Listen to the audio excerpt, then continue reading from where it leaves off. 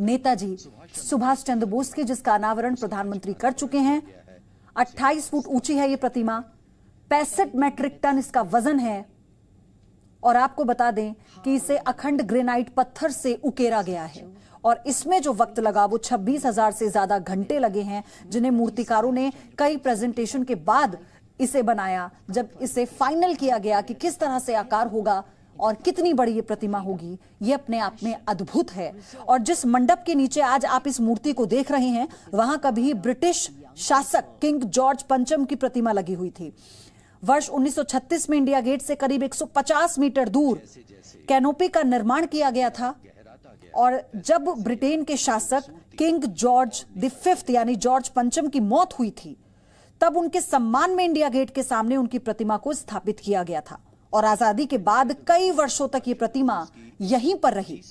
आजादी के 21 साल बाद वर्ष 1968 में जॉर्ज पंचम की प्रतिमा को यहां से हटा दिया गया था। तब ये ग्रैंड कैनोपी खाली थी तभी से, लेकिन अब नेताजी की प्रतिमा इस ऐतिहासिक मंडप की शोभा बढ़ा रही है। ये शानदार तस्वीर आप देखिए। और इंडिया गेट पर अब सुभाष चंद्र बोस की प्रतिमा के जरिए दुनिया को सिर्फ यही संदेश है कि नए भारत में गुलामी के प्रतीकों की कोई जगह नहीं है और ऐसे महापुरुष जिनके साथ इतिहास ने न्याय नहीं किया, जिन्हें इतना सम्मान नहीं मिला, जिसके वो हकदार थे, अब वो वक्त आ गया है जब उन्हें वो असल सम्मान देना होगा। आप देखिए, जिन एरियाज को म्यूजियम में डेवलप किया गया है वहां पर भी प्रधानमंत्री इस वक्त उनकी मौजूदगी आप देखेंगे। इसी के साथ साथ हम आपको इस कर्तव्य पथ की जो भव्यता की तस्वीर आप देख रहे हैं जी न्यूज पर, लगातार वो भी दिखाते जा रहे हैं। नया भारत अब उस कर्तव्य पथ पर चल रहा है जहां आजादी के महानायकों का सम्मान सबसे पहले है और इसीलिए नेताजी सुभाष चंद्र बोस जैसे महानायक नए भारत के प्रतीक हैं और इसी प्रतीक की ये तस्वीर इस वक्त आप जी न्यूज पर देख रहे हैं। तो कर्तव्य पथ बहुत बदल चुका है। ये सीधी तस्वीरें आप देखिए प्रधानमंत्री की। इससे पहले वो लगातार भ्रमण कर रहे थे, पूरे कर्तव्य पथ में जो बदलाव हुए हैं उनको खुद बारीकी से देख रहे थे, उनके बारे में पूछ रहे थे, जान रहे थे और बीच में मजदूरों से उन्होंने मुलाकात भी की। और ये मंच पर इस वक्त प्रधानमंत्री की उपस्थिति एक बड़ा संदेश, कर्तव्य पथ नाम दिया गया राजपथ को, और ये बताने की कोशिश कि आज देश का जो कर्तव्य है अपने उन महापुरुषों के प्रति जिन्होंने इस देश को अखंड बनाने में अपने प्राणों को न्यौछावर कर दिया, अपना पूरा जीवन समर्पित कर दिया, आज ये देश उनके लिए कैसे समर्पण भाव से खड़ा है, ये तस्वीर ये बताती है। मंच पर प्रधानमंत्री की मौजूदगी, नेताजी सुभाष चंद्र बोस की प्रतिमा का अनावरण, और ये वो सम्मान है जो देश में कई ऐसे महापुरुष हैं जिन्हें अभी तक नहीं मिला था, जो इसके हकदार थे। वो सम्मान दिया गया आज इस मौके पर, जिसका सपना प्रधानमंत्री ने बहुत पहले देखा था। और 23 जनवरी को जब उन्होंने सुभाष चंद्र बोस की जयंती पर होलोग्राम वाली प्रतिमा का उद्घाटन किया था, तो यह बता दिया था कि अब बहुत कम वक्त बचा है जब यहां पर सुभाष चंद्र बोस की प्रतिमा दिखाई पड़ेगी। आप ये देखिए, गृह मंत्री अमित शाह को, जेपी नड्डा को, नरेंद्र सिंह तोमर को आप देख रहे हैं, महेंद्र नाथ पांडे को आप देख रहे हैं। रविंद्र कुमार हमारे सहयोगी इस वक्त जुड़ चुके हैं हमारे साथ। रविंद्र, हम सभी वीआईपीज को देख रहे हैं, तमाम बड़े नेता और प्रधानमंत्री मोदी की मंच पर मौजूदगी इस वक्त, सीधी तस्वीरें। मैं आप सबका बिल्कुल हार्दिक अभिनंदन और स्वागत करता हूं। स्वतंत्रता प्राप्ति के बाद पहली बार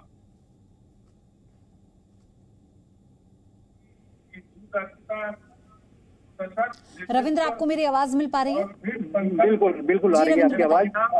अभी देखिए, यूडी मिनिस्टर हरदीप पुरी इस सेंट्रल विस्टा और जिस प्रोजेक्ट का प्रधानमंत्री ने भी अनावरण किया है नेताजी सुभाष चंद्र बोस की मूर्ति का, उसके बारे में बता रहे हैं। लेकिन इससे पहले जो एक प्रधानमंत्री की तस्वीर आपने पूरे देश को दिखाई थी, जो श्रमजीवी जो सेंट्रल विस्टा में लगे हुए थे, कर्म पथ पर लगे हुए थे, कर्तव्य पथ पर, और जिन्होंने नेताजी सुभाष चंद्र बोस की मूर्ति बनाने में अपना योगदान दिया, उन सभी श्रमजीवियों से बातचीत की। आपने देखा एक जो श्रमजीवी थे उन सब से बात की, और प्रधानमंत्री ने उन सबको 26 जनवरी में जो गणतंत्र दिवस होता है अगले साल 2023 में, उन सबको आमंत्रित किया है। देश के प्रधानमंत्री ने सभी श्रमजीवियों को 26 जनवरी में भाग लेने के लिए आमंत्रित किया है। एक बड़ी बात है कि प्रधानमंत्री अपने जो भारतीयता स्वदेशीकरण एक मुहिम चलाए हुए हैं पूरे देश में, गुलामी की मानसिकता, गुलामी की निशानी खत्म करने का एक प्रतिज्ञा लिया है पंच प्राण के जरिए। उसमें जो योगदान दे रहा है, जिस भी योगदान दे रहा है, चाहे आपने देखा हो कि राम सेतु बनाने में एक गिलहरी का जिस तरह से योगदान था, उसी तरह से जिन भी श्रमजीवियों का योगदान है इस बड़े प्रोजेक्ट में, उन सब से बातचीत करने के 26 जनवरी आमंत्रित भी किया है, उनको सम्मानित भी किया है, सम्मान भी दिया है।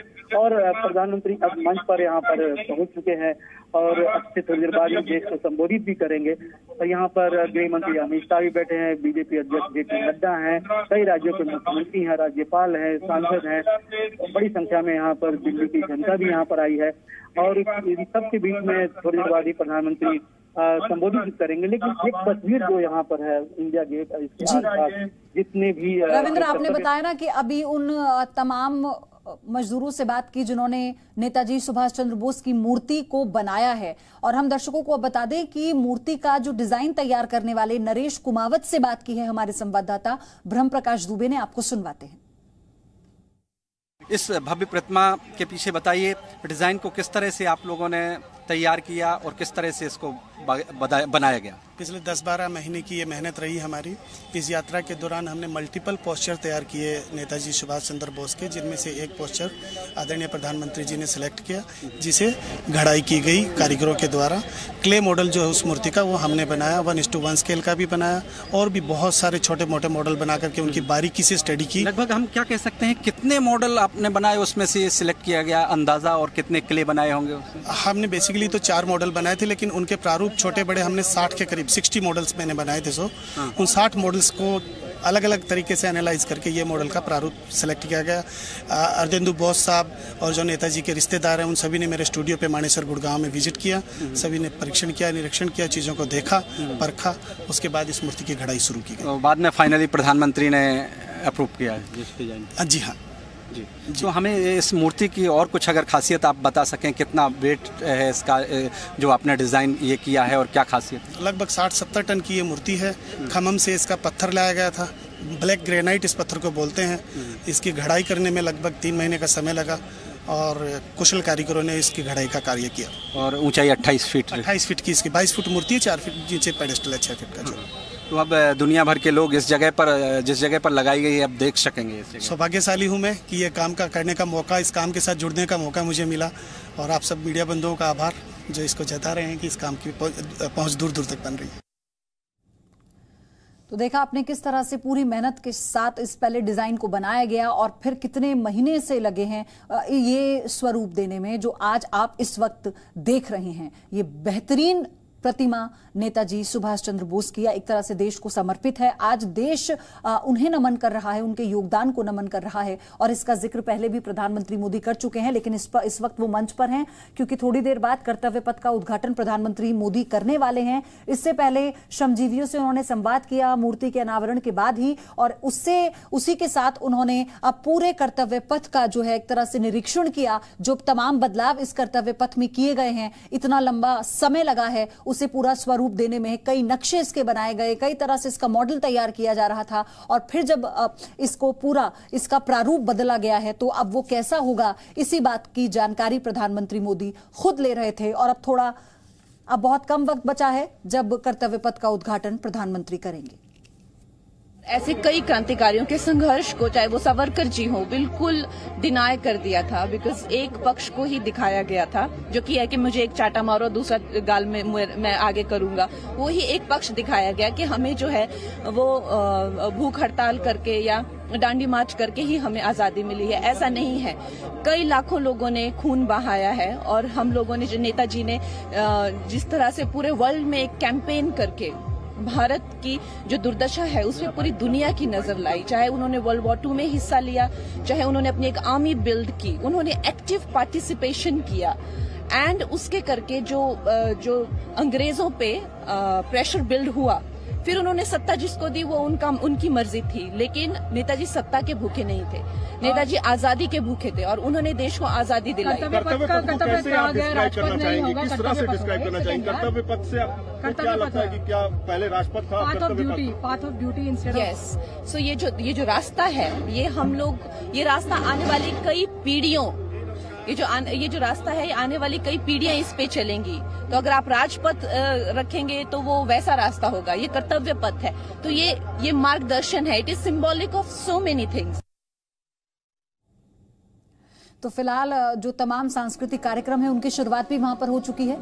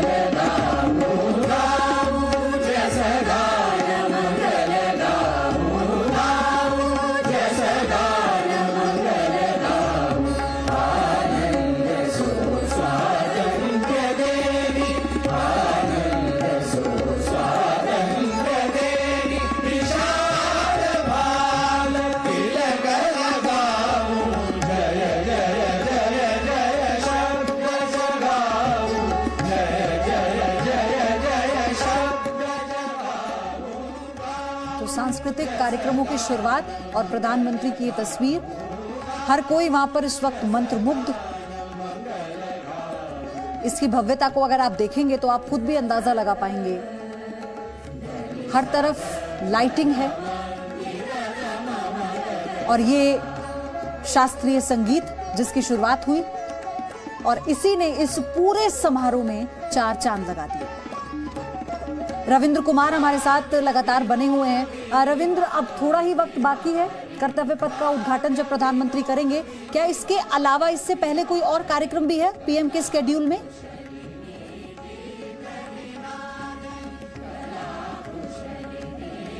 आपको आवाज मिल पा रही है रविंद्र हमारी? चलिए फिर से हम उनका रुख करेंगे, लेकिन फिलहाल आप इन तस्वीरों के जरिए आप भी घर बैठे ये जान सकते हैं किस तरह के बदलाव हैं और क्या आपको मिलने वाला है। तो क्या बदला है इस कर्तव्य पथ में, आपको बता दूं, 19 एकड़ में फैले नहर के इलाके का विकास हो गया। पैदल यात्रियों के लिए 16 पुल बनाए गए हैं। कृषि भवन और वाणिज्य भवन के पास बोटिंग की सुविधा होगी, वहां पर बोटिंग की जा सकती है। टहलने के लिए रेड ग्रेनाइट का पैदल पथ बनाया गया है जो आम लोगों के लिए खोला जाएगा। नई सुविधाओं से लेस ब्लॉक और फूड स्टॉल्स होंगे जिन्हें बाकायदा नंबर्स दिए जाएंगे, सबके नंबर उनके पास होंगे जिन्हें हम पट्टा भी कहते हैं एक तरह से। और बेहतर पार्किंग स्थल, क्योंकि पार्किंग की सबसे ज्यादा समस्या इस पूरे एरिया में रही है। वो लोग जो सिर्फ इंडिया गेट घूमने जाते हैं, अब क्योंकि जो शहीद स्मारक है वहां पर बड़ी संख्या में लोगों का पहुंचना शुरू हो गया है। पार्किंग की दिक्कत पहले भी थी, लेकिन उसी के समाधान का ये रास्ता निकाला गया, उसी को सॉल्व करने की कोशिश की गई है। नए प्रदर्शनी पैनल भी बनाए गए हैं, इसी के साथ 900 से ज्यादा लाइट्स पोल बनाए गए हैं और ज्यादा अब जगमगाता हुआ आपको कर्तव्य पथ नजर आएगा। इसमें फिर चाहे संसद भवन हो, इंडिया गेट हो, शहीद स्मारक हो या फिर नेताजी सुभाष चंद्र बोस की मूर्ति, बेहद खूबसूरती से दूर से ही आपको नजर आएगी। जैसे जब आप यहाँ से गुजरते हैं और इंडिया गेट और संसद भवन, तमाम इमारतें जो यहाँ पर हैं, जो धरोहर के रूप में हैं, आपको नजर आती हैं। जो शान है इस पूरे पथ की, वो अब उनमें और 4 चांद लगे हैं, क्योंकि लाइटिंग इस तरह से की गई है कि आप जिस भी तरफ से देखेंगे आपको हर ओर से एकदम साफ, एकदम सही प्रतिमा नजर आएगी। बैठने के लिए 400 से ज्यादा सैंडस्टोन बेंच बनाई गई हैं। क्योंकि जब ग्रीन एरिया था, ग्रीन एरिया में आप लोग पिकनिक मनाने जाते थे तो वहां पर लोग मैट्स बिछाकर बैठा करते थे। अब उस ग्रीन एरिया में पिकनिक बैन हो गई है तो बैठने का इंतजाम भी किया गया है। 150 से ज्यादा कूड़ेदान है, साफ सफाई का खुद जिम्मेदारी के साथ हमें भी ध्यान रखना होगा। ब्रह्म प्रकाश दुबे भी जुड़ चुके हैं मेरे सहयोगी हमारे साथ। ब्रह्म प्रकाश, अगर आप तक मेरी आवाज पहुंच पा रही है, क्योंकि हमें पता है वहां पर जो कार्यक्रम की शुरुआत हुई है बहुत मुश्किल है वहां से जानकारी और देना, तो अभी मैं आपसे ये जानना चाहती हूँ कि पीएम का जो स्केड्यूल है यहाँ से वो क्या होगा? बिल्कुल, देखिए पयोधी, मैं आपको बता दूं कि सबसे पहले प्रधानमंत्री पहुंचे। आपकी तस्वीरें जी न्यूज के दर्शकों को दिखाई किस तरह से नेताजी सुभाष चंद्र बोस की प्रतिमा का इनॉग्रेशन किया। इसके बाद उन्होंने जो सेंट्रल विस्टा बना है उसका जायजा लिया, क्या क्या सुविधाएं हैं, क्या क्या फैसिलिटीज हैं, किस तरह से सुंदर उसको बनाया गया है। जो इंजीनियर है उन्होंने जानकारी दी प्रधानमंत्री को। इसके बाद प्रधानमंत्री मंच पर पहुंचे हैं, जो इंडिया गेट के ठीक सामने मंच लगाया गया है और इसके पीछे जाता है जो नया राष्ट्रपति कर्तव्य पथ में बदला है, जिसका प्रधानमंत्री आज उद्घाटन करने जा रहे हैं। और इस मंच पर आगे कुछ देर बाद प्रधानमंत्री का संबोधन होगा। बाकी देखिए वो फिल्म दिखाई जा रही है, इस तरह से कर्तव्य पथ राजपथ को किया गया है। उसके नामकरण प्रतिमा जो है उसका शिलापट है, उसका इनॉग्रेशन प्रधानमंत्री ने किया है, जो आप तस्वीरों में भी देख पा रही हैं। किस तरह से भव्य कर्तव्य पथ की तस्वीरें आप जो देख रहे हैं, जी न्यूज के दर्शक देख रहे हैं, इसका नामकरण प्रधानमंत्री नरेंद्र मोदी के द्वारा, आप इसको कह सकते हैं कि ये बेहद हिस्टोरिकल क्षण है, जब आपने पूरे देश में गुलामी के एक और प्रतीक से छुटकारा पा लिया है और राजपथ आज से कर्तव्य पथ हो गया है। देखिए इस कर्तव्य पथ और ये तस्वीर आप देखिए, कर्तव्य पथ का उद्घाटन प्रधानमंत्री ने किया है। ब्रह्म प्रकाश दुबे, दर्शकों को तक की तस्वीर हम पहुंचा रहे हैं। इससे पहले की तस्वीर आप देख रहे थे, मंच पर मौजूद प्रधानमंत्री और कर्तव्य पथ का उद्घाटन प्रधानमंत्री द्वारा किया गया और इसी को लेकर समर्पित किया गया है देश को ये कर्तव्य पथ,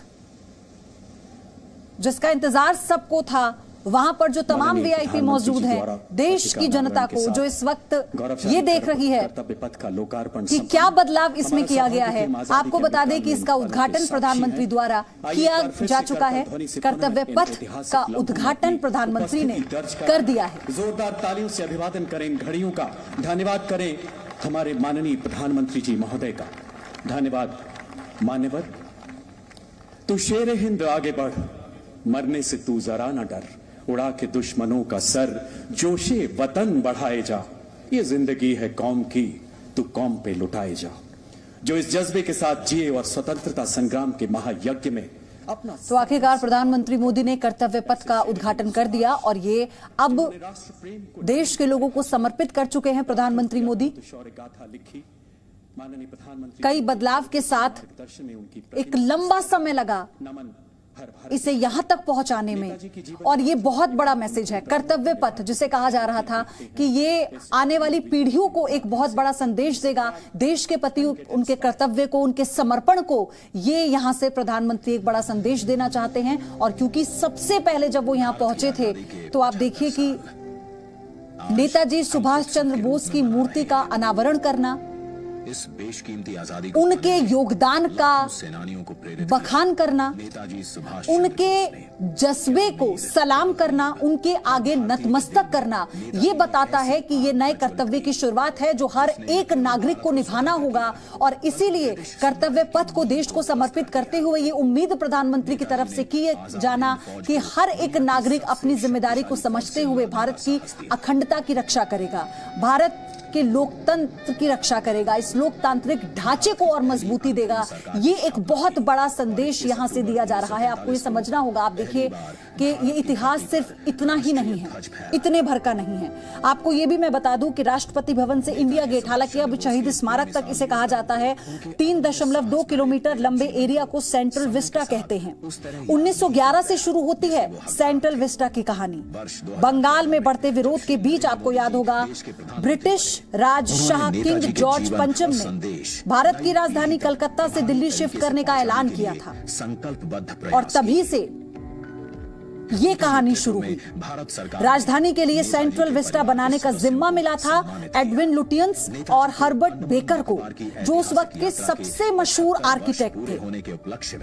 अंडमान स्थित हैवलॉक इस प्रोजेक्ट में वॉशिंगटन के कैपिटल कॉम्प्लेक्सेस और पेरिस के शांस एलिजे से प्रेरणा ली गई थी। जो इंफ्रास्ट्रक्चर जिसका जिक्र हम कर रहे हैं आपको, और ये कहा जाता है कि क्यों बार बार याद दिलाते हैं ये इमारतें उस गुलामी की जिसको लेकर एक लंबी लड़ाई हमारे देश के महापुरुषों ने, नेताजी सुभाष चंद्र बोस जैसे महापुरुषों ने, स्वतंत्रता सेनानियों ने लड़ी है।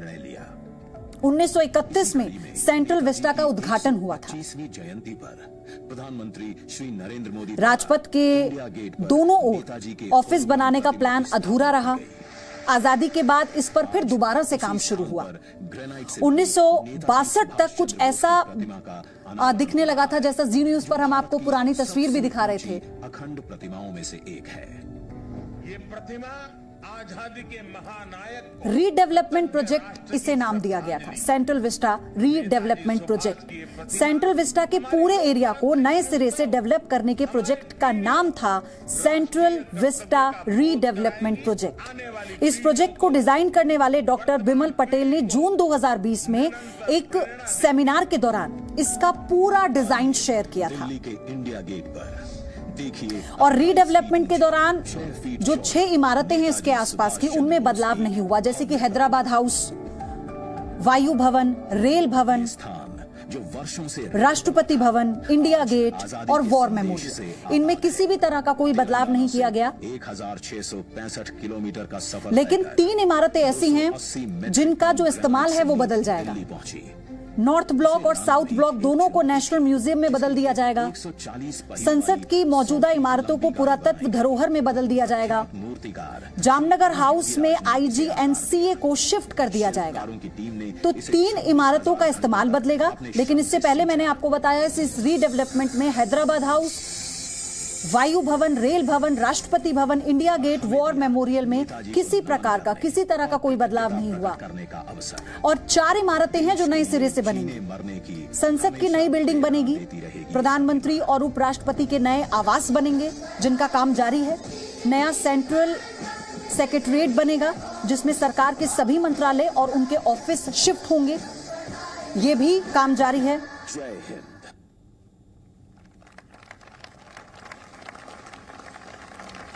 और कर्तव्य पथ के आसपास जो मेकओवर किया गया है, देखिए वो बहुत ज्यादा महत्वपूर्ण है। वो रोजगार के लिहाज से भी बहुत महत्वपूर्ण है। बहुत चीजों का ख्याल रखा गया है इसमें। अभी जब प्रधानमंत्री हम आपको बता रहे थे कि श्रमजीवियों से संवाद करते हैं जिन्होंने इस मूर्ति को बनाने में महीनों का समय दिया, कई हजार घंटे समर्पित किए, उन्हें 26 जनवरी पर आमंत्रित भी प्रधानमंत्री ने किया है। और लेकिन बहुत सारी चीजों को ध्यान में रखकर इसका जो स्वरूप है वो बदला गया है। 74 ऐतिहासिक पोल्स और चेन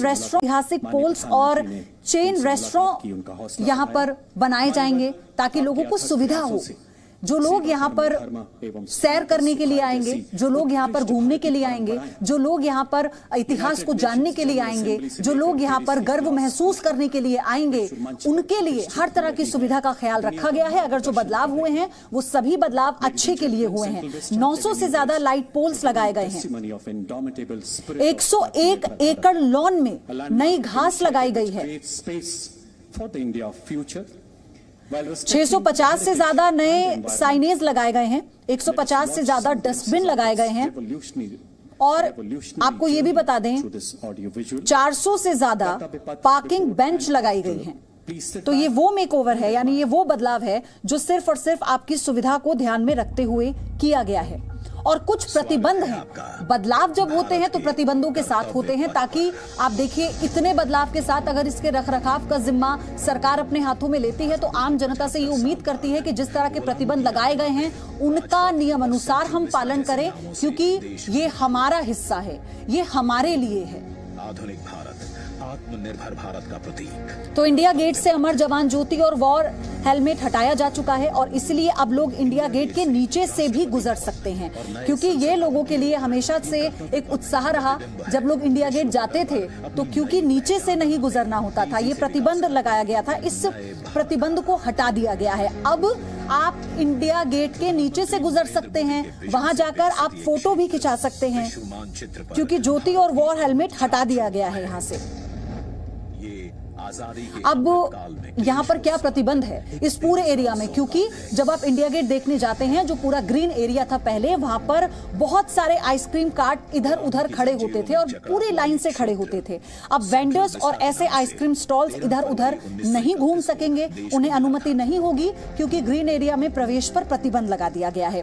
पार्किंग की सुविधा फिलहाल फ्री है, लेकिन बाद में इसके पैसे लगेंगे, इसके लिए आपको पे करना होगा। लॉन में लोग पिकनिक नहीं मना सकते, जो जिक्र मैंने आपसे पहले किया। जैसे ग्रीन एरिया में लोग पिकनिक मनाने जाते थे अपने बच्चों के साथ, स्कूल्स भी बच्चों को इंडिया गेट, वॉर मेमोरियल दिखाने अगर ले जाते थे पिकनिक के तौर पर, तो अब ग्रीन एरिया में आप अपने मैट्स बिछाकर या अपना खाना, फूड आइटम नहीं खा सकते हैं, ये अब अलाउड नहीं होगा। लॉन में पैदल चलने की मनाही होगी। जहां आप जिस तरह से ग्रीन एरिया के बराबर में जो लगा हुआ लॉन है, वहां पर जो पैदल चलकर आप एक छोर से दूसरे छोर पर जाते थे, अब वो नहीं होगा, क्योंकि इसके लिए बाकायदा पैदल पथ बनाया गया है जिसका इस्तेमाल किया जाएगा। साफ सफाई का बहुत ध्यान रखा गया है। डस्टबिन जो पहले लगे थे उनकी संख्या को बढ़ा दिया गया है। 400 से ज्यादा डस्टबिन पूरे एरिया में रखे गए हैं। और स्वच्छ भारत अभियान, जो एक बहुत सफल अभियान इस देश में माना जाता है, उसी को ध्यान में रखते हुए ये पूरी जिम्मेदारी देश के हर एक नागरिक की भी होती है कि हम कैसे अपने स्थलों को, अपने स्मारकों को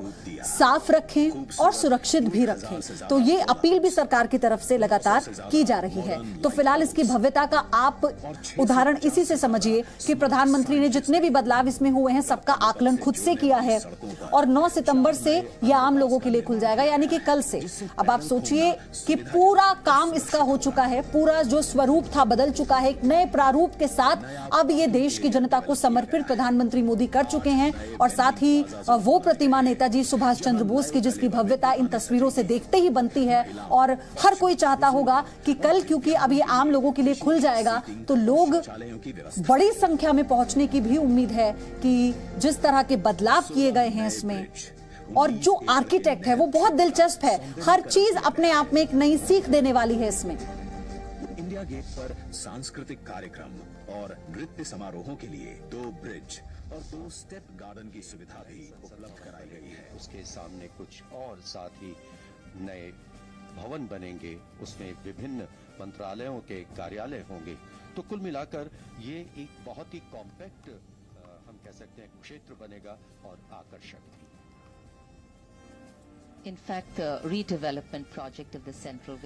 तो दिल्ली के कर्तव्य पथ से प्रधानमंत्री नरेंद्र मोदी का पहला संबोधन अब से कुछ ही देर में होने वाला है। आपको बता दें 8 बजे का समय रखा गया था, और अब से थोड़ी देर में प्रधानमंत्री कर्तव्य पथ से अपना पहला संबोधन करेंगे। दिल्ली में राष्ट्रपति भवन से इंडिया गेट तक का सीधा रास्ता, जिसे कल तक आप राजपथ के नाम से जानते थे, वो अब कर्तव्य पथ के नाम से जाना जाएगा। और यहीं से पहला संबोधन प्रधानमंत्री का होगा, जो अब से थोड़ी ही देर में शुरू होगा। आज प्रधानमंत्री नरेंद्र मोदी ने थोड़ी देर पहले ही कर्तव्य पथ का उद्घाटन किया। इसके साथ ही इंडिया गेट पर नेताजी सुभाष चंद्र बोस की प्रतिमा का भी अनावरण किया। और ये दोनों तस्वीरें इस वक्त मानो अपने भाग्य पर इतरा रहा है, आप देखेंगे जी न्यूज पर। लेकिन फिलहाल इस पूरे कार्यक्रम की भव्यता आप देखिए, इंडिया गेट की खूबसूरती आप देखिए। और अब इसमें 4 चांद लगे हैं इस बदलाव के बाद से, यानी कर्तव्य पथ अब पूरी तरह से बदल चुका है। ये राजपथ नहीं, ये कर्तव्य पथ है। वो पथ है जिसमें देश की आने वाली पीढ़ियों से चलने का आग्रह, आह्वान किया जा रहा है। और देश को समर्पित इस कर्तव्य पथ में एक शपथ है, हमें कृतार्थ करें, एक नारा है। आशीर्वचनों से